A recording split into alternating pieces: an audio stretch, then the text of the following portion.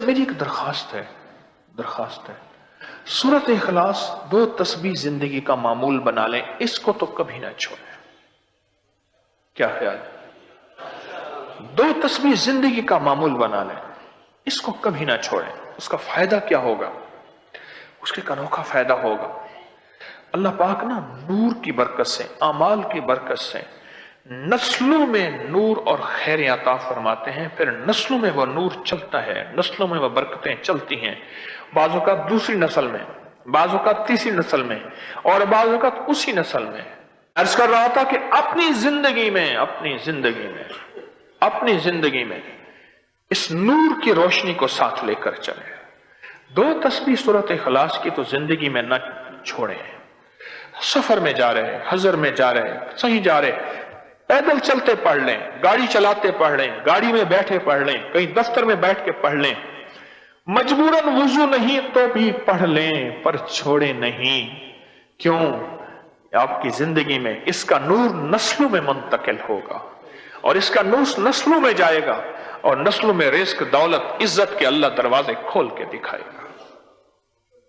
ایسا نور ملے گا آپ سوچ نہیں سکتے، ایسا نور ملے گا۔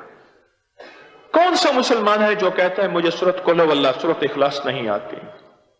ہر بندے کو آتی ہے۔ اگر کوئی کمزور علم رکھنے والا ہے تو تھوڑی سی محنت کرے، یاد کرے تو اس کو یاد ہو سکتا ہے، اس کو یاد ہو سکتا ہے۔ ایک میں آپ کو عجیب بات بتاؤں،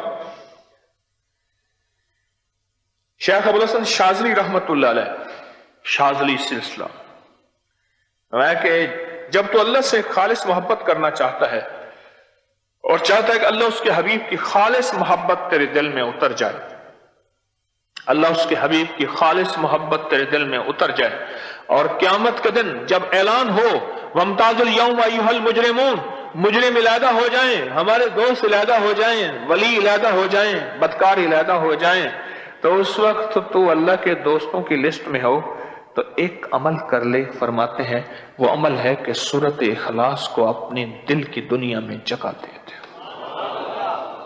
اللہ اکبر۔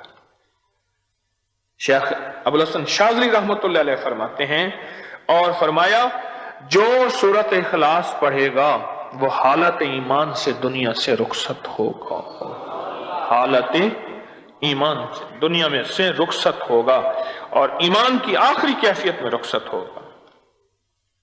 اور ایک اللہ کے ولی نے اپنا مشاہدہ بیان کیا، میرے پاس لوگ آئے رزق کی تنگی میں مبتلا تھے، میرے پاس لوگ آئے بدحال ہو چکے تھے، میرے پاس ایسے لوگ آئے جن کی تنخواہیں بچتی نہیں تھیں، میرے پاس ایسے لوگ آئے جن کے گھر میں جھگڑے ناچاکیاں تھیں، اور میرے پاس ایسے لوگ آئے جن کی زندگیاں تنگ تھیں، اور جو نیکی کرنا چاہتے تھے کر نہیں سکتے تھے، خیر میں آنا چاہتے تھے آ نہیں سکتے تھے، اور برائیاں ان کا راستہ چھوڑتی نہیں تھی، اور نیکی کے دروازے بند تھے۔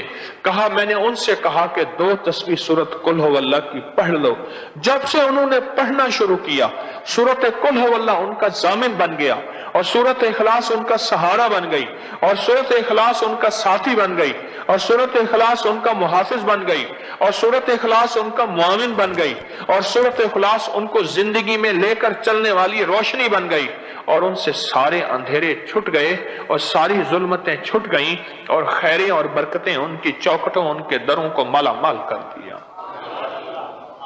اللہ کے ولی اپنا مشاہدہ، اپنا تجربہ بتاتے ہیں کہ جس نے 200 دفعہ سورۃ اخلاص پڑھی، اللہ پاک اس کو ہمیشہ خیروں سے نوازیں گے اور برکتوں سے نوازیں گے۔